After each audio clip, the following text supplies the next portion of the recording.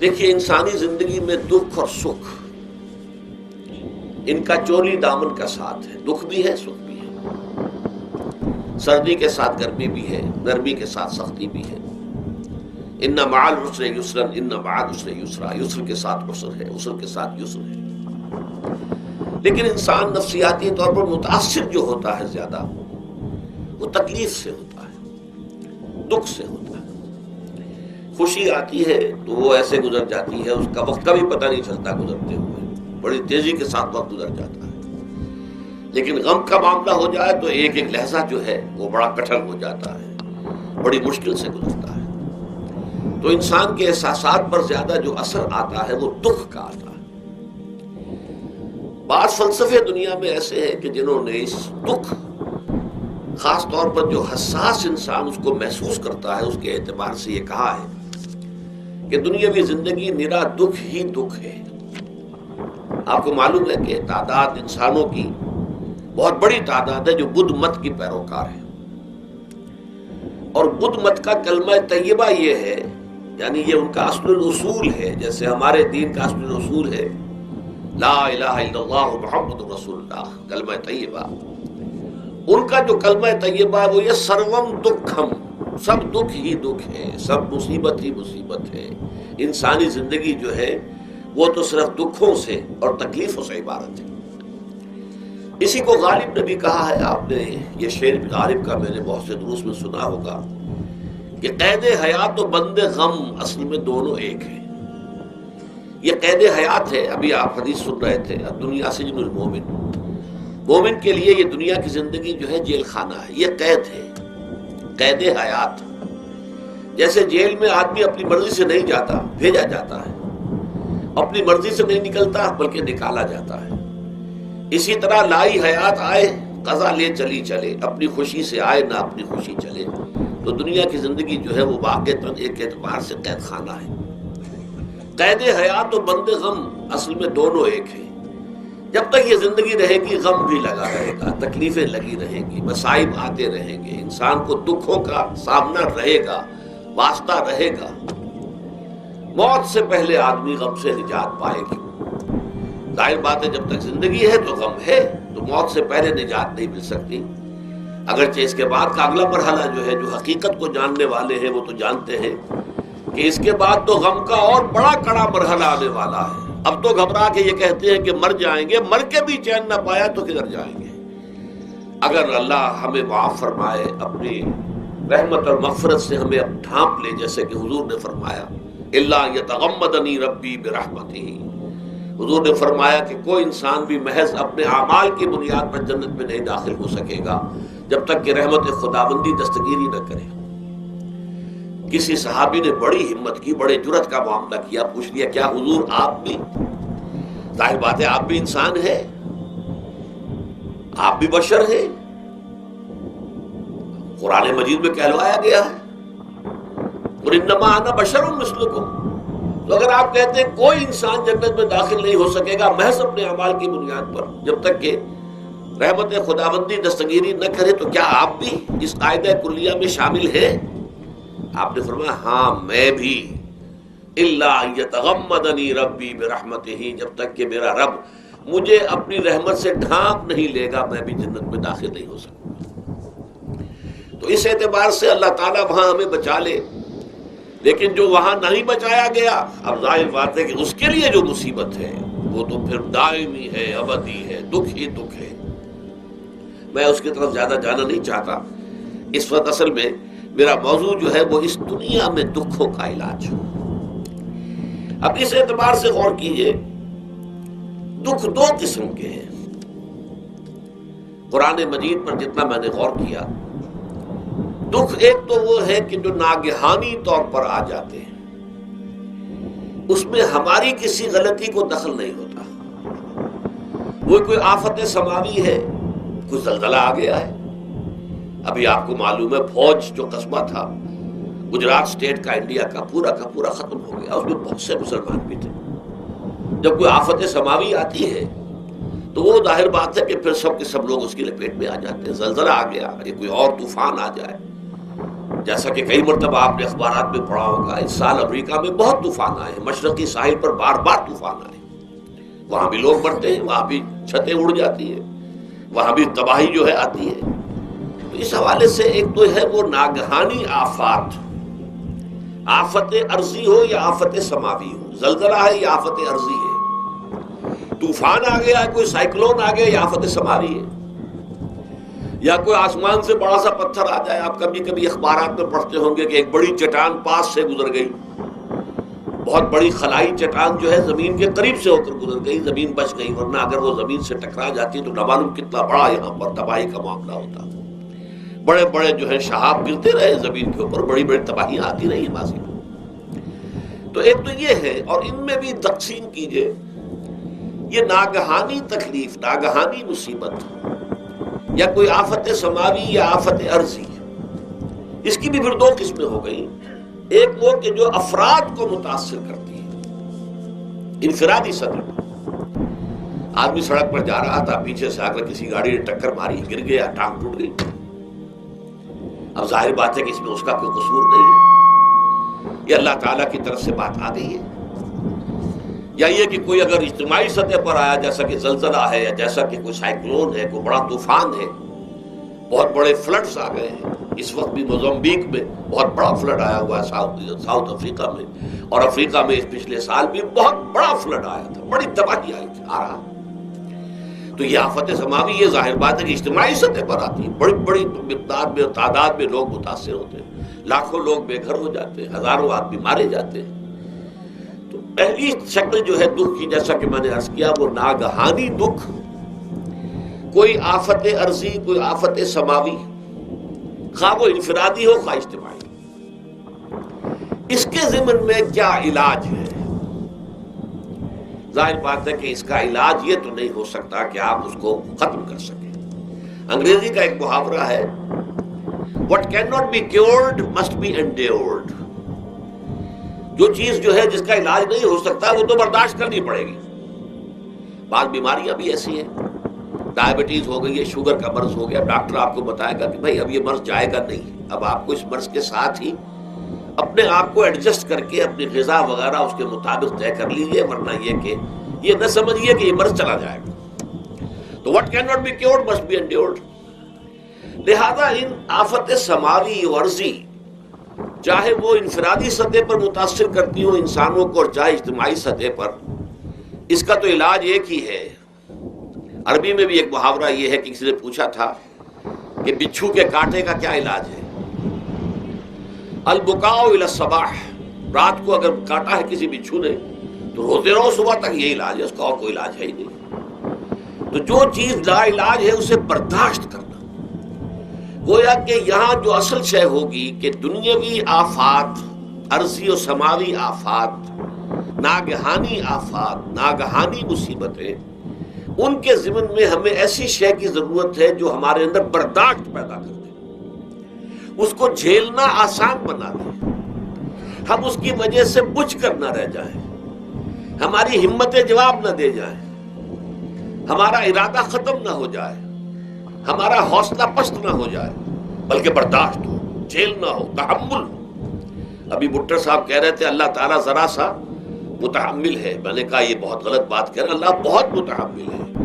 وہ ذرا سا تو یوں سمجھیے کہ ان کے کہنے کے انداز میں یہ بات آ گئی، ذرا سا رحیم بھی ہے، نہیں وہ بہت رحیم ہے، بہت متحمل ہے، بہت حلیم ہے۔ لیکن یہ کہ ہمیں یہ جو آفات سماویہ اور ارضیہ ہیں جو ہمارے اوپر آ جاتی ہیں اللہ کی طرف سے، ان کے ضمن میں ذہنی ایک ایٹیچیوڈ پیدا ہو جائے، سوچ کا ایک خاص رخ بن جائے، انسان کے احساسات ایک خاص طرز پر ڈھل جائیں، تو پھر ان کو برداشت کرنا آسان ہو جاتا ہے۔ اور وہ کیا ہے؟ وہ ہمارے ایمان کا لازمی تقاضا ہے۔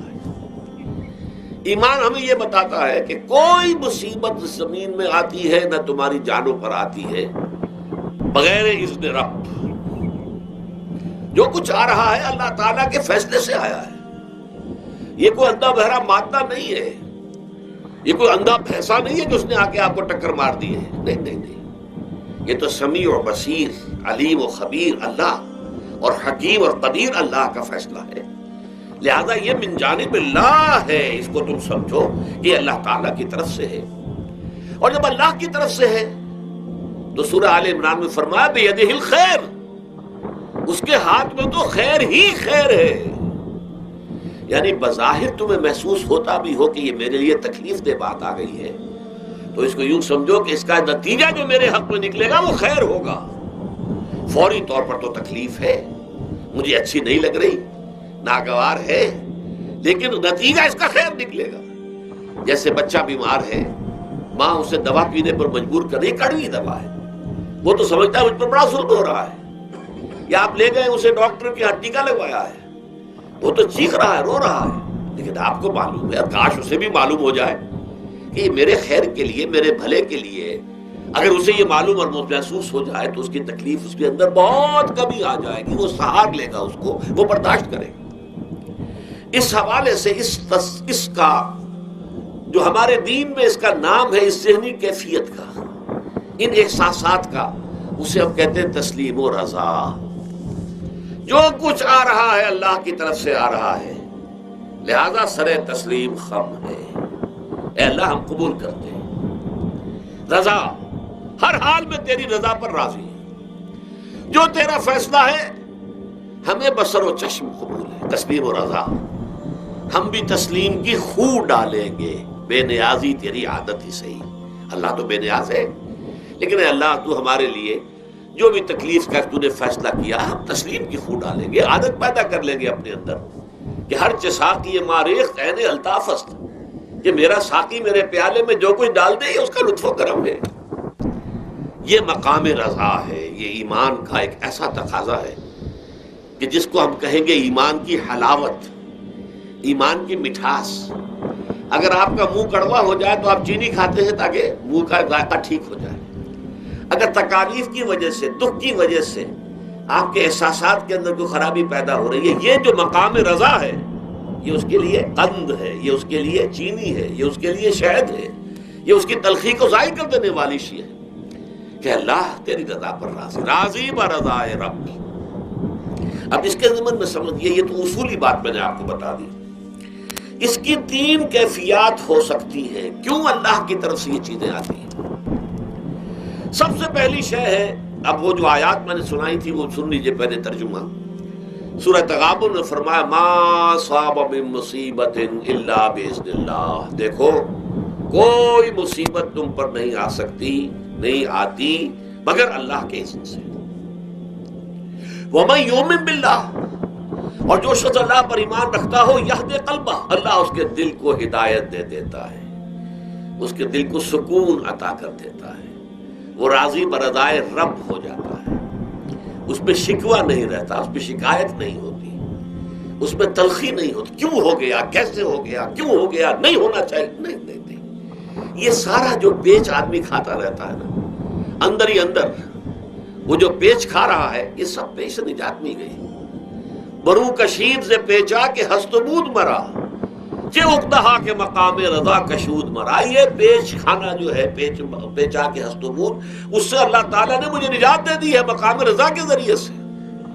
کتنے بڑے بڑے عقدے میرے حل ہو گئے اس مقام رضا سے، چے اقدہا کے مقام رضا کشود میرا، میرے تو بہت سے عقدے اس سے حل ہو گئے۔ اس حوالے سے ایک موٹی بات تو یہ ہو گئی، لیکن اب اس کو تین حصوں میں تقسیم کیجیے۔ پہلی بات یہ کہ یہ اللہ کی طرف سے آزمائش کے طور پر آتے ہیں۔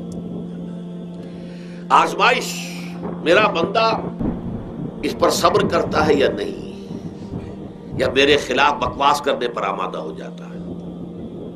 اللہ تو ایسا ہے، اللہ نے تو ہم پر کبھی کرم کیا ہی نہیں ہے، اللہ تو ظالم، معاذ اللہ معاذ اللہ معاذ اللہ۔ کہیں ایسا تو نہیں، میرا بندہ جو ہے تکلیف کو جھیلتا ہے میری وجہ سے، یہ سمجھ کے کہ اللہ کی طرف سے آئی۔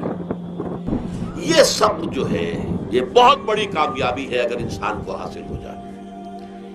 اور اس صبر کے نتیجے میں دو اور باتیں پیدا ہوتی ہیں۔ یہ مضامین علیحدہ علیحدہ دروس کے اندر آتے رہے ہیں، لیکن آج ایک نئے عنوان کے تحت جمع ہو کر آ رہے ہیں۔ پہلی بات یہ ہوتی ہے کہ یہ امتحان کا نتیجہ کیا نکلتا ہے کہ آپ نے ایک امتحان پاس کیا تو آپ کے اگلے درجے میں ترقی ہو جاتی ہے۔ 5ویں کا امتحان پاس کر لیا نا تو 6ٹھی میں جائیں گے، اب 6ٹھی کا امتحان پاس کریں گے تو 7ویں میں جائیں گے۔ 7ویں کا پاس کریں گے تو 8ویں. درجہ بدرجہ انسان کی دینی، ایمانی اور روحانی ترقی کا ذریعہ یہ آزمائش بنتی ہے. جتنا اس میں صبر ہوگا، جتنا اس میں تسلیم و رضا جو ہے آپ حاصل کرتے جائیں گے تو آپ کے درجے بلند ہوتے چلے جائیں گے. آپ کا امتحان کڑے سے کڑا آئے گا، بڑے سے بڑا آئے گا، مشکل سے مشکل تر آئے گا. ایک وقت میں ایم اے کا امتحان بھی آپ کو دینا ہوگا.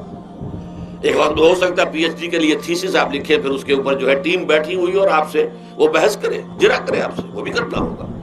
لیکن یہ کہ اگر پرائمری ہی میں فیل ہو گئے تو اس کا سوال ہی پیدا نہیں ہوتا کہ کبھی آپ ایم اے کا یا پی ایچ ڈی کا تھیسس بھی لکھیں. اور اسی کو دوسرے انداز میں کہا گیا ہے قرآن مجید میں، وَلِيُبْلِيَ الْمُؤْمِنِينَ مِنْهُ بَلَاءً حَسَنًا. اصل میں ابلا کہتے ہیں، بلا یبلو جو ہے عربی زبان میں آتا ہے آزمانا. خلق الموت والحیات لیبلوکم ایکم احسن عملا. یہی معنی ابتلا کے بھی، ابتلا یبتلی آزمانا. ابلا یبلی جو آتا ہے باب افعال سے، اس میں آتا ہے کسی کو کسی تکلیف میں ڈال کر اس کو نکھارنا، کہ اس کا جوہر نکھر جائے، اس کے اندر جو خیر ہے وہ اور چمک جائے، لوگوں کو بھی معلوم ہو جائے کہ یہ شخص اس مقام کا اہل ہے، اس کے اندر یہ صلاحیت ہے، اس میں یہ قوت موجود ہے. تو یہ گویا کہ اہل ایمان کی صلاحیتوں کو نکھارنے کے لیے اور ان کے درجات کی ترقی کے لیے بھی اللہ تعالیٰ دنیا کے اندر یہ مصیبتیں اور امتحانات جو ہیں آزمائش کے حوالے سے افراد پر بھی اجتماعی طور پر بھی لاتا ہے. اور ایک اس کا اور بھی ہے، اہل ایمان پر اس طرح کے ابتلاء و آزمائش کی ایک نوعیت اور بھی ہے، اور وہ یہ ہے کہ جو بھی آپ سے غیر ارادی طور پر یا یہ کہ آپ نے کوئی گناہ ارادی طور پر بھی کر لیا، اللہ تعالیٰ اس کی سزا اسی دنیا میں دے کر آخرت کی سزا سے محفوظ کر دیتا ہے. گویا کہ اس سے بڑا خیر کیا ہوگا؟ یہاں کی سزا کیا ہے؟ جھیل لی آپ نے، بخار آ گیا، ٹانگ ٹوٹ گئی، چلیے 3 مہینے آپ بستر پر پڑے رہے نا، اور کیا ہوا؟ کچھ نہیں. لیکن یہ کہ آخرت کی سزا ملتی ہے بہت عظیم ہوتی ہے. لہذا کفارہ بناتا ہے اللہ تعالیٰ گناہ، جو بھی گناہ ہو گئے ہیں، غلطیاں ہو گئی ہیں، ان کا کفارہ اللہ تعالیٰ بندہ مومن کے لیے. حضور کی ایک حدیث ہے، اس کا متن مجھے اس وقت یاد نہیں ہے، کہ مومن کا معاملہ عجیب ہے. اسے کوئی تکلیف پہنچتی ہے، صبر کرتا ہے، وہ اس کے گناہوں کا کفارہ بن جاتا ہے. اور اگر کوئی خوبی ملتی ہے اس پر اللہ تعالیٰ کا شکر ادا کرتا ہے، اس کے درجات بلند ہو جاتے ہیں. تو یہ معاملہ جو ہے اللہ تعالیٰ کی طرف سے بندہ مومن کے حق میں خیر، کہ در حقیقت اس کے ان گناہوں کی پاداش کہ جو اس نے یہاں کر لیے ہیں، یہی دنیا میں دے کر دھو دیا جائے، پاک کر دیا جائے. جیسے آپ کو معلوم ہے دھوبی جو ہے کپڑے کو بھٹی میں چڑھاتا ہے، گرم پانی میں ڈالتا ہے کہ نہیں ڈالتا، تاکہ اس کا میل نکلے. اس کے آگے پٹکتا بھی ہے ذرا اس کو، تاکہ وہ میل اچھی طرح چھٹ جائے اس سے. اسی طرح اگر دنیا میں ہمارے میل چھٹ جائیں، دنیا میں اگر ہمارے گناہ دھل جائیں، تو یہ بڑے نفع کا سودا ہے، بڑے نفع کا سودا ہے، بڑے نفع کا سودا ہے. اس اعتبار سے آپ غور کیجئے کہ اگر یہ حقائق ہمارے سامنے رہے تو کیا کوئی تکلیف دنیا کی ہمیں بھاری محسوس ہوگی؟ ہمیں تو بتایا یہ گیا ہے کہ عسیٰ ان تکرہوا شیئا وہو خیر لکم وعسیٰ ان تحبوا شیئا وہو شر لکم واللہ یعلم وانتم لا تعلمون. ہو سکتا ہے کہ تم کسی چیز کو ناپسند کرو، درا حالے کہ اسی میں تمہارے لیے خیر ہے، تمہیں نہیں پتا. اور ہو سکتا ہے تم کسی چیز کو پسند کرو، درا حالے کہ اس میں تمہارا شر ہے، لیکن تمہیں نہیں معلوم. اللہ یعلم وانتم لا تعلمون، اللہ جانتا ہے تم نہیں جانتے. اس حوالے سے سپردم بتو مایا خیش را تدانی حساب کم و بیش را. اے اللہ، اس کو کہتے ہیں تفویض. یہ سورہ تغابن کے درس میں یہ تمام مضامین تفصیل سے آتے ہیں کہ ایمان کے جو باطنی ثمرات ہیں اس میں سب سے پہلے مقام رضا ہے، پھر تفویض ہے، توکل ہے. آپ محنت کر رہے ہیں، محنت کر رہے ہیں، محنت کر رہے ہیں، نتیجہ نہیں نکلا. ایک نتیجہ یہ نکلے، ایک بچے نے بہت محنت کی، دن رات کام کیا، فیل ہو گیا امتحان. اب صدمے سے کمر ٹوٹ سکتی ہے اس کی، لیکن نہیں. ہو سکتا ہے کہ اللہ تعالیٰ نے اسی میں میرے لیے خیر رکھی ہے. اس لیے کہ ہماری محنت سے کچھ نہیں ہوگا، ہمارے مادی وسائل سے کچھ نہیں ہوگا، ہوگا اللہ کے اذن سے، اللہ کی مرضی سے، اللہ کی مشیت سے. یہ ہمارے لیے خاص طور پر اس اعتبار سے بہت اہم نکتہ ہے. ہم سب راہ حق کے مسافر ہیں، اپنے اپنے بس پڑتے محنت کر رہے ہیں، وقت بھی صرف کر رہے ہیں، مال بھی صرف کر رہے ہیں. محنت کر رہے ہیں، مشقت کر رہے ہیں، لیکن فرض کیجئے جیسا کہ ہے فی الواقع، فرض کیا کیجئے، وہ تو واقع سامنے کی بات ہے، نتائج نکلتے نظر نہیں آ رہے، قدم نہیں بڑھ رہے، ہماری طرف لوگوں کا رجوع عام نہیں ہے. ٹھیک ہے، اس پر قطعاً بدل ہونے کی بات نہیں، یہ اللہ تعالیٰ کی مشیت میں ہوگا، جب وہ چاہے گا تب ہوگا. ہمارا کام یہ کہ اپنا فرض ادا کیے چلے جائیں بس، اور نتیجے سے بالکل ذہن کو اپنے منقطع کر لیں، ذہن کا کوئی تعلق آپ کے نتیجے کے ساتھ نہ رہے. یہ جب تک کیفیت ہماری نہیں ہوگی، ہم اس راہ پر استقامت اور مدام اس پر محنت اور جد و جہد کرنا جو ہے وہ ہمارے لیے ممکن نہیں رہے گا. اس کے لیے میں اگر آپ کے سامنے رکھوں معاملہ کہ حضور صلی اللہ علیہ وسلم کے جو پہلے 10 برس ہیں، جب سے آپ کو آغاز ہوا ہے وحی کا، اس کے بعد سے پہلے 10 برس دن رات کی محنت، شدید مشقت، یہاں تک کہ اللہ بھی روک رہا ہے، نبی آپ اپنے آپ کو ہلاک کر لیں گے، لعلک باخع نفسک الا یکونوا مؤمنین، کیا آپ اپنے آپ کو اس صدمے میں ہلاک کر لیں گے؟ یہ ایمان نہیں لا رہے، اس قدر صدمہ. لیکن اس کے ساتھ یہ ہے کہ یہ نہیں ہے کہ نتیجہ نہیں نکل رہا تو کام چھوڑ کے بیٹھ جائے، نہیں، معاذ اللہ معاذ اللہ. نتیجہ نہ نکلے تو حضرت نوح علیہ السلام کی عمر بھی اگر حضور کی ہوتی 950 برس بھی حضور دعوت دیتے تھے. آپ کا کام تھا، آپ کا فرض تھا. حضرت نوح علیہ السلام بھی تو آخر اللہ کے ایک بندے تھے، اللہ کے رسول تھے، 950 برس تک دعوت دی ہے. فَلَبِثَ فِيهِمْ أَلْفَ سَنَةٍ إِلَّا 50 عَامًا. یہ تو ہم مانتے ہی نا، اگر قرآن کے اندر نص قطعی صریح الفاظ نہ ہوتے کہ 950 برس تک رہے، ورنہ یہ بات سمجھ سے بالا تر ہے. عام طور پر معلوم ہوتا ہے کہ اس دور میں ابھی عمریں زیادہ تھے لوگ. بہرحال جو میں نے عرض کیا تھا کہ دکھ جس سے انسان متاثر ہوتا ہے، اس کی ایک قسم وہ ہے کہ جو ہمارے ارادہ اور اختیار سے باہر، اللہ کی مشیت سے، اللہ کے اذن سے، اللہ کی مرضی سے آتا ہے. اس کے لیے ہمارا کام صرف برداشت ہے. جو شے بھی ہمیں برداشت کی صلاحیت عطا کر دے وہی اس کا علاج ہے. جیسے آپ کو معلوم ہے کہ بخار بہت تیز چڑھا ہوا ہے، اس کی دوا نہیں ہے اسپرین یا کوئی اور پیراسیٹامول، بخار کی شدت کو کم کر دے گا، وہ کوئی علاج نہیں ہے. علاج تو ہوگا اگر معلوم ہو کہ کون سے جراثیم ہے، کس کی وجہ سے ہے، اس کا صحیح اینٹی بایوٹک کون سا ہے، وہ دیا، وہ علاج ہوگا. یہ علاج نہیں ہے، لیکن اس کی شدت کی کمی اور اس کے اندر جو احساس ہے جھیل جانے کا، وہ انسان کے لیے آسان ہو جاتا ہے. یہی مضمون آیا ہے سورہ حدید میں بھی، ما اصاب من مصیبت فی الارض ولا فی انفسکم. یہاں کھول دیا اس مضمون کو. میں نے عرض کیا تھا نا کہ یہ آفت سماوی بڑے پیمانے پر بھی ہو سکتی ہے، زمین میں یعنی زلزلہ آ گیا، فلڈ آ گیا، طوفان آ گیا، ولا فی انفسکم، خاص تمہاری جان میں، تمہیں بخار ہو گیا، تمہیں ٹی وی لگ گئی، تمہیں کوئی اور بیماری آ گئی، تمہیں کینسر ہو گیا، معاذ اللہ معاذ اللہ. ہوتا ہے، آخر ہوتا ہے، دنیا میں انسانی زندگی کے ساتھ یہ ساری چیزیں لگی ہوئی ہیں.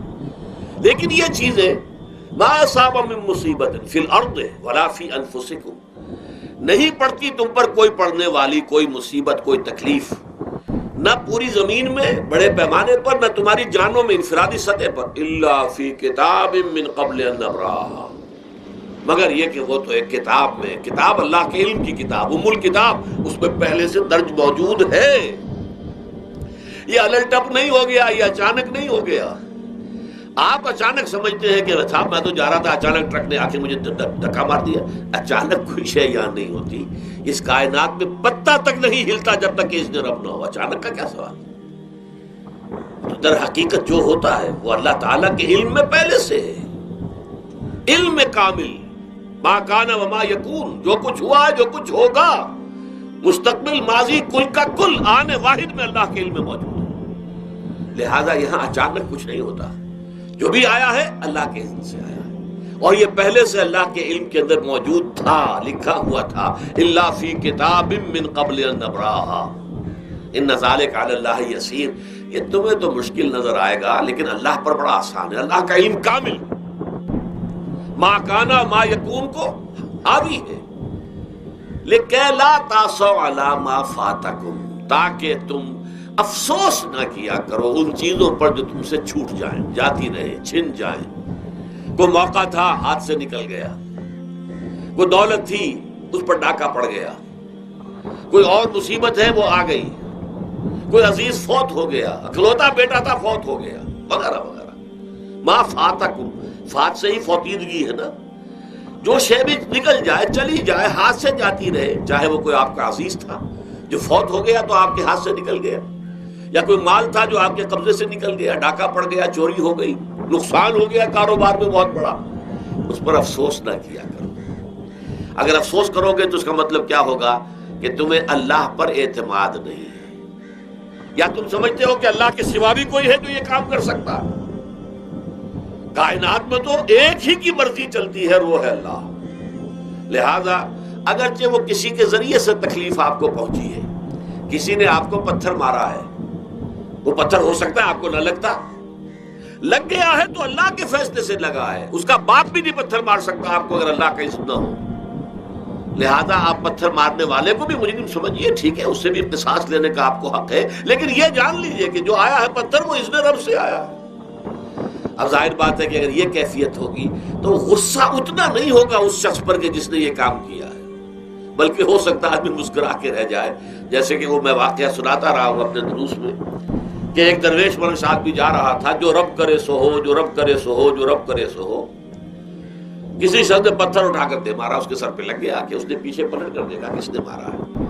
اس نے کہا مجھے کیا دیکھتے ہو، جو رب کرے سو ہو، یہ تو رب کے مارے سے۔ اس نے کہا مجھے تو یہ پتھر رب کے مارے ہی لگا ہے، لیکن میں دیکھ یہ رہا تھا بیچ میں کس کا منہ کالا ہو گیا، اپنے لیے کس نے ایک گناہ کما لیا، اپنے لیے کس نے ایک مصیبت جو ہے وہ مول لے لی، وہ بیچ میں تم آ گئے ہو۔ پتھر اللہ کی طرف سے آیا ہے، لیکن اس کا عذاب، اس کا وبال تم پر آ جائے گا۔ بہرحال یہ تو میں نے عرض کیا آپ کے سامنے، وہ چیزیں کہ جو آ جاتی ہیں، وہ تکالیف، وہ مسائل جو اللہ کی طرف سے من جانب اللہ ہے، اس میں آپ کسی کو مورد الزام نہیں ٹھہرا سکتے، وہ آپ پر آ گیا۔ دوسری تکلیفیں وہ ہے جن کے لیے فارسی میں کہتے ہیں خود کردہ، اپنے ہاتھوں جو مصیبتیں آتی ہیں۔ اس کے لیے میں نے آپ کو سورہ شورى کی آیت سنائی ہے، ما اصابکم من مصیبت فبما کسبت ایدیکم ویعفو عن کثیر۔ جو مصیبت بھی تم پر آتی ہے انسانوں، وہ تمہارے اپنے ہاتھوں کے کرتوتوں کی وجہ سے آتی ہے، اور ابھی تو اللہ بہت سی چیزوں کو تو معاف بھی کرتا رہتا ہے، ہر تمہاری غلطی پر پکڑتا نہیں ہے، ہر خطا کے اوپر تمہیں سزا نہیں دیتا ہے، کوئی سزائیں معاف بھی کرتا رہتا ہے، عفو و درگزر سے بھی کام لیتا ہے، بہت متحمل اور حلیم بھی ہے، بہت رحیم اور غفور بھی ہے اور کریم بھی ہے۔ لیکن یہ کہ یہ جان لو کہ ایک مصیبتیں وہ ہیں جو تمہاری اپنی پیدا کرتے ہیں، بما کسبت ایدیکم، تمہارے اپنے ہاتھوں کی کمائی۔ یہ کون سی خود کردہ؟ یہ در حقیقت ہے اجتماعی نظام جو انسان بناتا ہے، اس اجتماعی نظام کو غلط کر کے اگر اس نے اپنے لیے مصیبتیں کھڑی کر لی۔ مصیبت ہے لیکن یہ مصیبت تمہارے اپنے ہاتھوں کی لائی ہوئی ہے، تم نے نظام غلط بنایا ہوا ہے، تم نے دولت کی تقسیم غلط کی ہوئی ہے۔ اللہ نے تو رزق پیدا کر دیا اور سب کے لیے کافی ہے، یہ تم نے کیا ہے کہ ایک طرف کچھ لوگوں کے کھتے بھرے ہوئے ہیں اور ایک طرف کوئی فاقے سے مر رہا ہے۔ یہ خود کردہ ہے، یہ ہمارا کبھی ہے، یہ تم نے نظام غلط بنایا ہے۔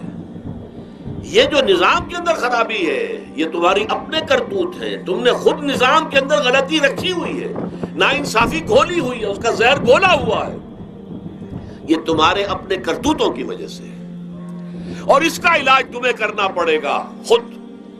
اور وہ علاج کیا ہوگا؟ اور نظام کو صحیح قائم کرو، اللہ کا دیا ہوا نظام، نظام عدل و قسط۔ یہی وجہ ہے کہ سورہ حدید کی جو آخری آیت میں نے پڑھی تھی وہ کیا تھی؟ اللہ تعالیٰ فرماتا کہ ہم نے تو اپنے رسولوں کو بھیجا اس لیے، کتابیں نازل اس لیے کی، لقد ارسلنا رسلنا بالبینات، ہم اپنے رسولوں کو بھیجتے رہے معجزوں کے ساتھ، واضح نشانیوں کے ساتھ۔ وانزلنا معهم الکتاب والمیزان، ان کے ساتھ ہم نے کتاب اتاری، میزان اتاری۔ یہ سارا کچھ ہم نے کس لیے کیا؟ لیقوم الناس بالقسط، تاکہ لوگ عدل پر قائم ہوں۔ اب اگر تم نے اس عدل کے نظام کو چھوڑ کر اللہ کے دیے ہوئے نظام کو تج کر تم نے خود اپنا نظام بنا لیا، تو ظاہر بات ہے سرمایہ دار جب نظام بنائے گا تو وہ مزدور کے بارے میں نہیں سوچ سکتا، اسے تو اپنی مصلحتیں نظر آئیں گی، اس کے سامنے تو اپنا نفع ہوگا، جتنا زیادہ سے زیادہ نفع کما لو، جتنا ان مزدوروں کا خون نچوڑ سکوں نچوڑ لو۔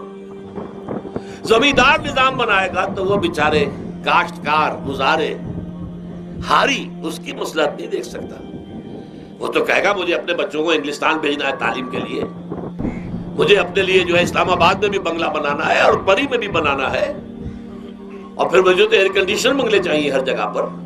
وہ تو اپنے مصلحت کو دیکھے گا، غریب کے ساتھ کیا بیت رہی ہے جو دن رات کی محنت اور مشقت کر رہا ہے، جس نے ہل چلایا ہے، جس نے بیج ڈالا ہے، جس نے پانی دیا ہے، جس نے فصل کی دیکھ بھال کی ہے، جس نے پھر فصل کاٹی ہے، اس کے لیے تو بمشکل 2 وقت کا گزارا، وہ بھی بمشکل، اور اس کے علاوہ نہ اس کے بچے کے لیے علاج معالجے کی کوئی سہولت ہے، نہ اس کی اولاد کے لیے تعلیم کی کوئی کا بندوبست ہے، لیکن یہ کہ اسی کی محنت کے نتیجے میں عیش اڑا رہا ہے وہ زمیندار اور جاگیردار، ان کے محل ہیں، ایئر کنڈیشنڈ ہیں، ان کے بچے انگلستان اور امریکہ میں تعلیم حاصل کرتے ہیں، اب آگے بڑھ کر انہوں نے کارخانے دار بھی وہ بن گئے، وہی لوگ ہیں کہ جب اعلیٰ تعلیم حاصل وہ کرتے تھے وہی بیوروکریٹس بنتے ہیں، انہی میں بڑے بڑے افسر آئیں گے۔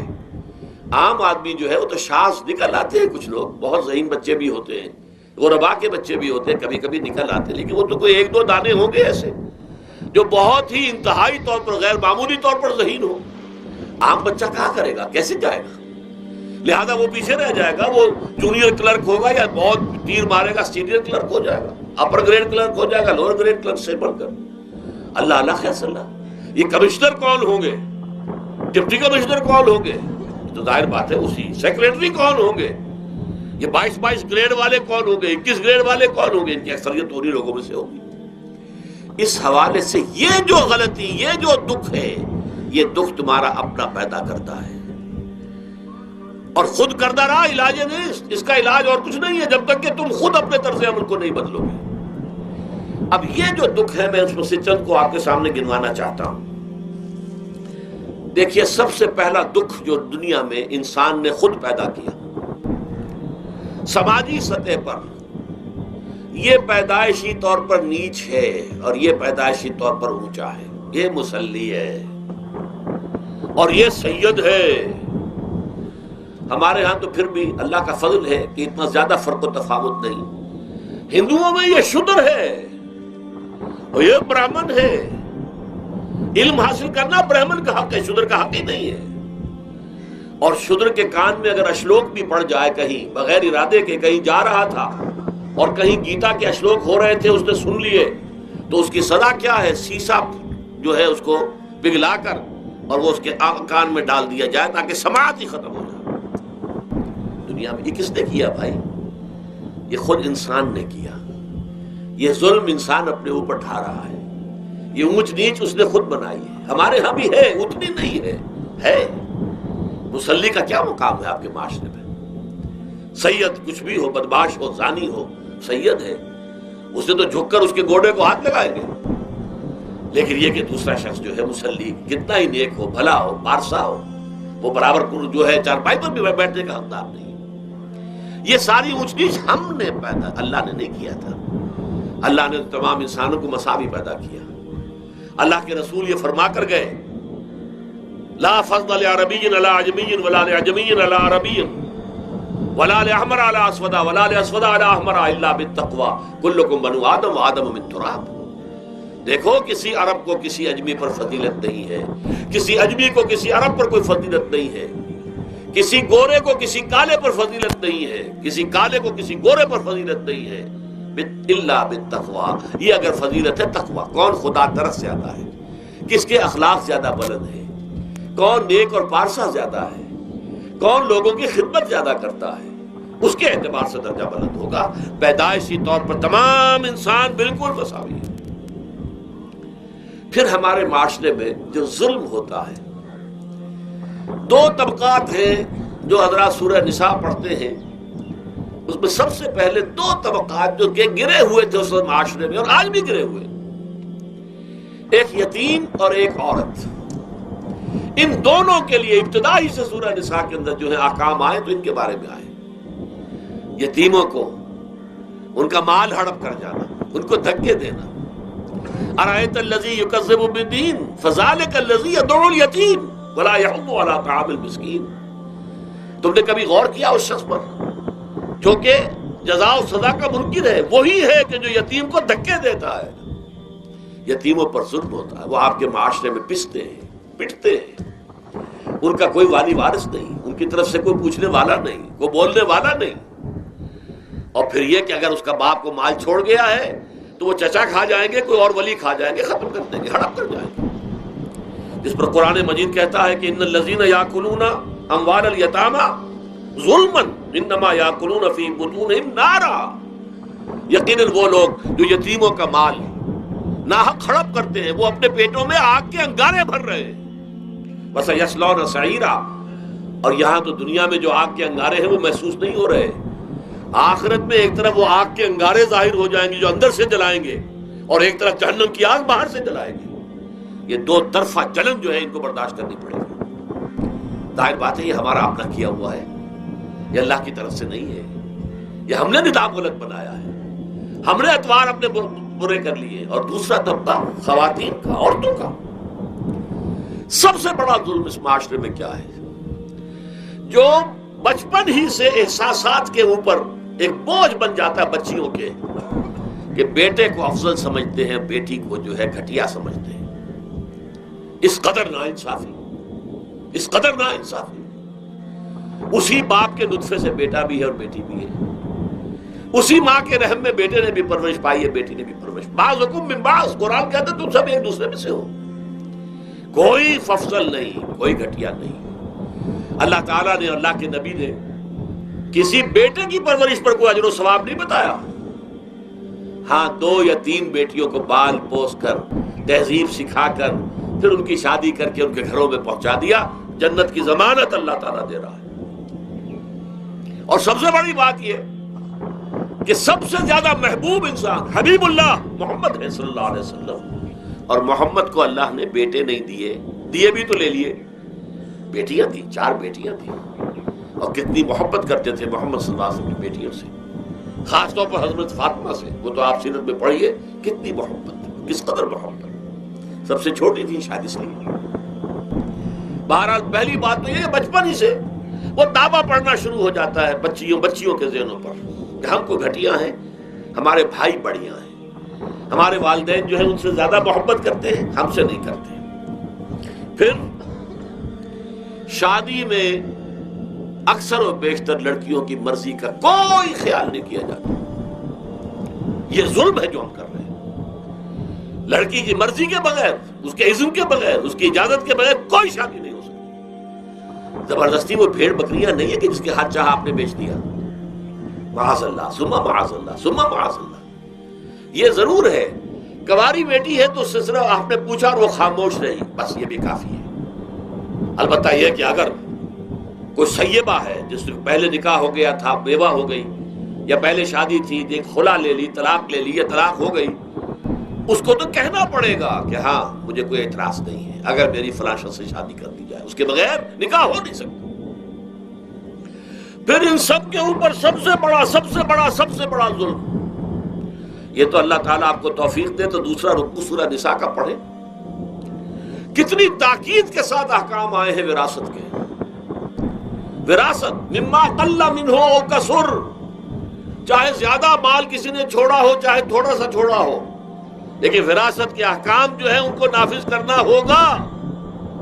نصیبا مفروضا، یہ اللہ کی طرف سے حصے ہیں جو مقرر کر دیے گئے ہیں۔ لیکن ہمارے معاشرے میں کون ہے جو بیٹیوں کو دینے کو تیار ہو اور بہنوں کو دینے کو تیار ہو؟ مجھے تو حیرت ہوئی تھی، مالا کنڈ میں آپ کو معلوم ہوگا ایک دفعہ بڑی تحریک چلی تھی شریعت کے نفاذ کی۔ مولوی صوفی محمد صاحب بڑے نیک آدمی ہیں، بہت، اس میں کوئی شک نہیں، 80,000 کا مجمع لے کر، جلوس لے کر وہ چل پڑے تھے اسلام آباد کی طرف۔ جیسے ابھی اکرم آوان صاحب نے دھمکی دی تھی کہ 3 لاکھ میرے پاس ہیں، لیکن وہ 3 لاکھ میں سے وہ تو ان کے ہاں جمع جو ہوئے مشکل 5 سے 6 ہزار آدمی جمع ہوا تھا کل۔ لیکن یہ تو 80,000 کو مالکن سے دے کر اور دریائے اٹک تک تو پہنچ گیا تھا اللہ کا بندہ، 80,000 کا قافلہ وہاں روکا گیا۔ لیکن ان سے بھی جب میں نے جا کر بات کی کہ مولانا شریعت آپ نافذ کروانا چاہتے ہیں، لیکن کیا آپ بچیوں کو بھی وراثت کا حق دینے کو تیار ہیں؟ کیا نہیں، یہ تو رواج کا معاملہ ہے۔ میں نے کہا لا حول ولا قوت الا باللہ، اگر یہ رواج کا معاملہ ہے تو باقی چیزیں بھی رواج کی ہے، پھر شریعت بدل چکی ہے، اب شریعت کا رواج نہیں رہا، ساری شریعت چھوڑ دیجیے آپ۔ لیکن ان کی نیکی کی بات ہے یہ کہ پہلے توجہ کبھی ان کی ادھر نہیں ہوئی، لیکن میری یہ بات جو ہے وہ لگ گئی ان کے دل کو۔ اگلی مرتبہ جب ان سے ملنے گیا تو انہوں نے کہا کہ اب میں نے بیعت لینی شروع کی ہے لوگوں سے کہ وہ اپنی بیٹیوں کو بھی حق دیں گے، وراثت کے اندر تقسیم کر کے دیں گے حصہ۔ لیکن یہ کہ اس وقت تک انہوں نے کہا تھا ابھی کل 28 آدمیوں نے بیعت کی ہے، وہ 80,000 سے بیعت یہ لینی آسان کام نہیں ہے۔ 80,000 کو جوش دلا کر شریعت کے نام پر لا کر ٹکرا دینا یہ آسان کام ہے، لیکن 80,000 سے یہ بیعت لینا کہ پورے شریعت پر عمل کریں گے یہ بہت مشکل ہے۔ یہی تو وجہ ہے ہمارا قافلہ اگر سست کام ہے تو کیوں ہے؟ ہم یہ کہتے ہیں کہ پہلے میدان میں آنے سے پہلے اپنی ذات پر اپنے گھر میں دین نافذ کرو، پھر باہر نکلو، اپنی معاش اور اپنی معاشرت پر اسلامی شریعت نافذ کرو، پھر باہر آ کر اسلام کا نعرہ لگانے کا تمہیں حق پہنچتا ہے، ورنہ نہیں۔ اگر تمہاری اپنی ذات پر دین نافذ نہیں، چہرے پر 12 بجے ہوئے ہو، اللہ تعالیٰ کے نبی کی سنت کا کہیں آثار دور دور تک نظر نہ آ رہے ہو، روزانہ پھاوڑا چلا رہا ہو آدمی نبی کی سنت کے اوپر شیو کر رہا ہو، اور پھر وہ کہے میں اسلام چاہتا ہوں۔ بھائی اللہ کے بندے، پہلے ذرا یہ کمی پوری کر لے، اور اگر تیرے کاروبار میں کوئی حرام شے ہے، تیری معاش میں کوئی حرام شے ہے، کوئی سودی معاملہ کیا ہو، ختم کر اس کو اللہ کے بندے۔ بینک کی سروس کر رہا ہے، چھوڑ اس کو۔ اگر یہ کام کر لو، بے پردگی اختیار کی ہوئی ہے، اللہ نے تو پردہ سکھایا ہے، اللہ کے نبی نے پردہ سکھایا ہے، شریعت اسلامی نے پردہ رکھا ہے، مردوں اور عورتوں کا اختلاط پسند نہیں ہے، اس پر عمل کرو، پھر آنا میدان میں، پھر دوسروں کی غلطی جو ہے بتانا اس کو کہ یہ تم غلط کر رہے ہو، مشرف تم یہ کر رہے ہو، غلط کر رہے ہو، فلاں تم یہ کر رہے ہو، غلط کر رہے ہو، نواز شریف تم یہ کر رہے ہو، غلط کر رہے ہو۔ لیکن یہ ہے کہ اس سے پہلے اپنے اوپر، اسی لیے میں نے آپ کو بتا دیا وہ واقعہ کہ انہوں نے بتایا، بعد میں اور بھی آ گئے ہوں گے انشاءاللہ، مجھے امید ہے، لیکن جب میں ملا تھا تو انہوں نے کہا تھا ابھی صرف 28 آدمیوں نے بیعت کی۔ بہرحال عورتوں کا ایک حق ہے جو حضور نے بیان فرمایا اور قرآن مجید نے بیان کیا، عاشروہن بالمعروف، عورت کا اکرام ہو، بیٹی کی حیثیت سے بھی، بہن کی حیثیت سے بھی، بیوی کی حیثیت سے بھی، اور ماں کی حیثیت سے تو سمجھو کہ جنت جو ہے وہ ماں کے قدموں تلے ہے۔ الجنت تحت اقدام الامہات، فرمان ہے محمد رسول اللہ صلی اللہ علیہ وسلم کا۔ لہذا اکرام، عورت کا اکرام، عورت کی عزت، بیٹی کی حیثیت سے بھی، بہن کی حیثیت سے بھی، بیوی کی حیثیت سے بھی، اور ماں کی حیثیت سے بھی۔ عاشروہن بالمعروف، اپنی بیویوں کے ساتھ رہو بڑے طریقے پر، نیک طریقے پر، اچھے طریقے پر۔ حضور نے یہاں تک فرمایا خیارکم لأہلیکم وانا خیرکم لأہلی۔ دیکھو مسلمانوں، اے میرے صحابیوں، تم میں سے بہتر لوگ وہ ہیں جو اپنے گھر والوں کے حق میں بہتر ہیں، نرمی کرتے ہیں۔ عورت کے بارے میں یہ بھی فرمایا، ایک مرتبہ سواری تیز دوڑا رہے تھے جو بھی اونٹ کو لے کے جانے والے تھے، جبکہ ہودج میں کچھ خواتین سوار تھیں۔ حضور نے فرمایا دیکھو نہ، یہ نگینے ہیں جو سوار ہیں، ان کو زیادہ دھکے نہ لگواؤ تیز تیز اونٹ چلا کر، ان کے ساتھ نرمی ہو، ان کے ساتھ نیکی کی جائے، ان کے احساسات کا خیال رکھا جائے، ان کے ساتھ زیادتی نہ ہو، مار پیٹ کا کیا سوال، معاذ اللہ ثم معاذ اللہ۔ ان کے ساتھ جو ہے عاشروہن بالمعروف، بھلے طریقے پر گزارا کرو۔ یہاں تک فرمایا ہو سکتا ہے کہ کسی وجہ سے تمہاری بیوی جو ہے تمہاری نگاہوں سے گر جائے، اب آپ کے دل میں اتنی محبت نہیں رہی، لیکن اللہ فرماتا ہے دیکھو ہو سکتا ہے کہ اس میں کوئی پہلو ایسا ہو، تلاش کرو، کوئی پہلو ایسا ہو بہتری کا کہ جس کی وجہ سے تلاش کر کے اس کو اپنی نگاہوں میں مرکوز کر لو، تاکہ اس کے تمہارے دل میں اس کے لیے محبت دوبارہ اثر نہ ہو۔ اس پہلو کی وجہ سے جو تمہاری نگاہ سے اوجھل تھا، وہ اچھائی اس میں ہے، سیرت کی اچھائی ہے، صورت بہت اچھی نہیں ہے، اللہ نے سیرت اچھی دے دی ہے۔ جو کچھ دیا، جو اچھائی ہے، جو بھلائی ہے، اس کو تلاش کرو اور نگاہ کو وہاں پر جماؤ تاکہ تم ان کے ساتھ اچھا سلوک کر سکو۔ اس سے آگے آئیے، معاشی میدان ہے سب سے زیادہ سخت اور سب سے زیادہ کٹھن اور سب سے زیادہ ظالمانہ نظام۔ اس میں سب سے بڑا ظلم جو ہمارے پاکستان میں ہے وہ یہ زمینداری، غیر حاضر زمینداری اور یہ جاگیرداری۔ محنت کرے کسان مزدور ہاری، عیش کرے جاگیردار زمیندار، یہ اس سے بڑا ظلم اور کوئی نہیں ہو سکتا۔ اور چونکہ ہماری معیشت بنیادی طور پر زرعی معیشت ہے، ہمارا تو زیادہ تر جو آبادی کا طبقہ ہے وہ کاشتکار ہے، لہذا سب سے بڑا ظلم جو ہو رہا ہے وہ در حقیقت یہ زمینداری، غیر حاضر زمینداری اور جاگیرداری۔ اب اس میں سمجھ لیجئے اس بات کو اچھی طرح، کتنا بڑا ظلم ہے۔ ایک شخص خود شہر میں رہ رہا ہے، لاہور میں، ساری سہولتیں اسے حاصل ہیں۔ کتنی سہولت ہوتی ہے، ٹوٹی کھولی اور پانی آ رہا ہے۔ دیہات میں جا کے بیچارے کاشتکار کو وہاں ہو سکتا ہے کہیں سے دور سے پانی کھینچ کر لانا پڑتا ہو کسی کنویں سے، کہاں اسے یہ سہولت ہے کہ ٹوٹی کا کان مروڑا اور پانی حاضر؟ کہاں یہ سہولت ہے کہ بجلی کا بٹن اوپر سے نیچے کیا اور بکا روشن ہو گیا؟ یہ ساری سہولتیں بھی لے رہا ہے اور وہ تنخواہ بھی لے رہا ہے کوئی، یا کوئی کاروبار بھی کر رہا ہے، اور ایک زمین اس کے پاس ہے، فلاں ضلع میں میرا رقبہ ہے، اس رقبے پر جو کاشت کر رہا ہے آ کر اس کی کمائی میں سے، اس کی فصل میں سے آدھا بٹا کر لے جاتا ہے۔ کیا حق پہنچتا ہے اسے؟ یہ مزارعت جو ہمارے ہاں جس کو جائز قرار دے دیا گیا، یہ دور ملوکیت میں جائز قرار دیا گیا۔ بادشاہت جو ہے وہ چلتی تھی، جیسے آپ نے کن کھجورا دیکھا ہے، اس کے بہت سی ٹانگیں ہوتی ہیں، کن کھجورے کی کتنے پاؤں ہوتے ہیں؟ سینکڑوں۔ ایسے بادشاہوں کے یہ پاؤں ہوتے تھے، جاگیردار، 3000 منصبدار، 5000 منصبدار، 20,000 منصبدار، 30,000 منصبدار، یہ جاگیردار، بڑے بڑے علاقے ان کے پاس ہیں۔ اب ظاہر بات ہے کہ وہ خود تو کاشت نہیں کر سکتے نا، انہیں تو مزارع چاہیے، لہذا مزارعت کے جائز ہونے کا فتویٰ دیا گیا۔ جب اسلام میں بادشاہت آ گئی، ملوکیت آ گئی اور جاگیرداری آ گئی، جو ملوکیت کے پاؤں ہیں وہ کنسلے کی طرح، کن کھجورے کی طرح اس کے پاؤں ہیں، تو وہ تو جاگیردار ہے۔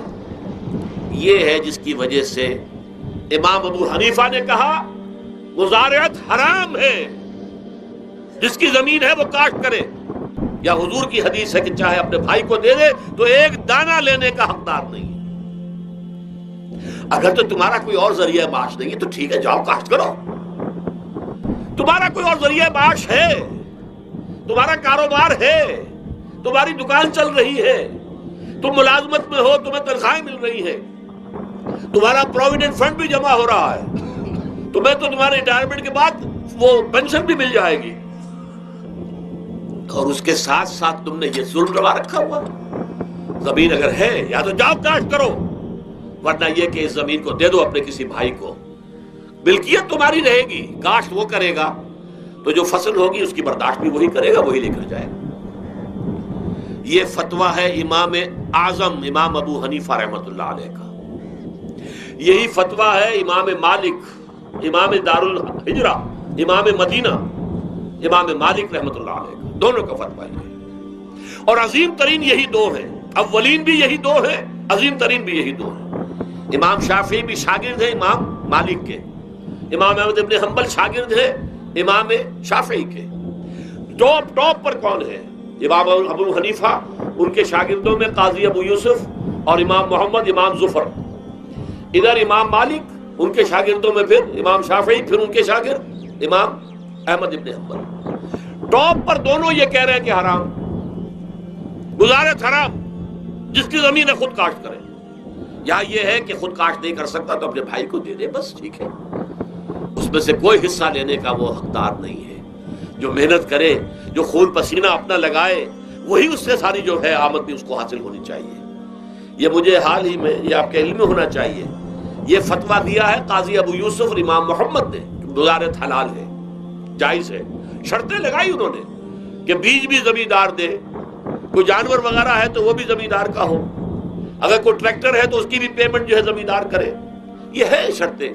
یعنی اس کا کوشش کی ہے کہ اس جاگیرداری کا ڈنک جو ہے کم ہو جائے، اس مزارعت کے اندر جو مضرت ہے وہ کم ہو جائے، لیکن یہ کہ اصلاً اسے جائز قرار دے دیا۔ ہمارے ہاں کون شرطوں کو کون دیکھتا ہے، آداب کو کون دیکھتا ہے، قواعد و ضوابط کو کون، ہنیئن مریا، جیسے کہ ماں کا دودھ پیتے ہیں ایسے ہی یہ مزارعت کی جو آمدنی ہے اس کو کھا رہے ہیں۔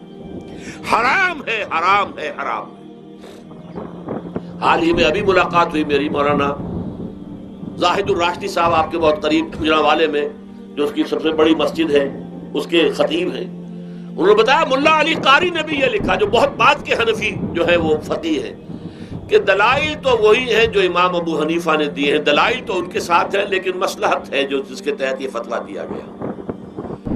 یہاں تک کہ مولانا شبیر احمد عثمانی کے ساتھ دست راست سمجھ لیجئے ظفر احمد عثمانی رحمۃ اللہ علیہما، انہوں نے بھی یہ لکھا ہے کہ دلائل تو امام صاحبی کی رائے کے حق میں جاتے ہیں، لیکن یہ کہ ہمارے ہاں تقلید کا ایسا ایک قلادہ گردنوں میں ڈال دیا گیا ہے، کیونکہ ہمارے بزرگوں نے فتویٰ دے دیا، قاضی ابو یوسف نے امام اور قاضی اور امام محمد نے، لہذا فتویٰ تو اسی پر چلے گا۔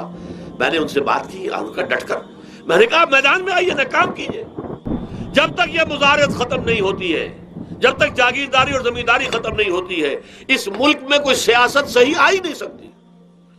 یہ سیاست تو وڈیروں کا، جاگیرداروں کا، بڑے بڑے زمینداروں کا کھیل ہے۔ یہ آپ نے پتہ نہیں نام سنا ہے کہ نہیں، میوزیکل چیئرز گیم، یہ ہوتا ہے ان کا کھیلنے والوں کا، بہت زیادہ دولت والے جو ہیں، یہ ان کا کھیل ہے۔ ان کو کام تو کوئی کرنا نہیں ہوتا، جاگیردار ہے، اسے کوئی کام کرنا ہے۔ وہ بیٹھ کر ایک کلب بنا رکھی ہے، یہ پارلیمنٹ کیا ہے، کلب ہے، وہاں بیٹھ کے وہ اپنا وقت گزاری کرتے ہیں۔ یہ پوائنٹ آف آرڈر آ گیا ہے، اور یہ جو ہے ہماری حقوق جو ہے، پریولیج موشن آ گئی ہے، وہ کرتے نہیں گفتگو بیٹھ کر۔ تو یہ جان لیجئے کہ یہ ظلم کس نے کیا ہے؟ یہ خود کردہ ہے، یہ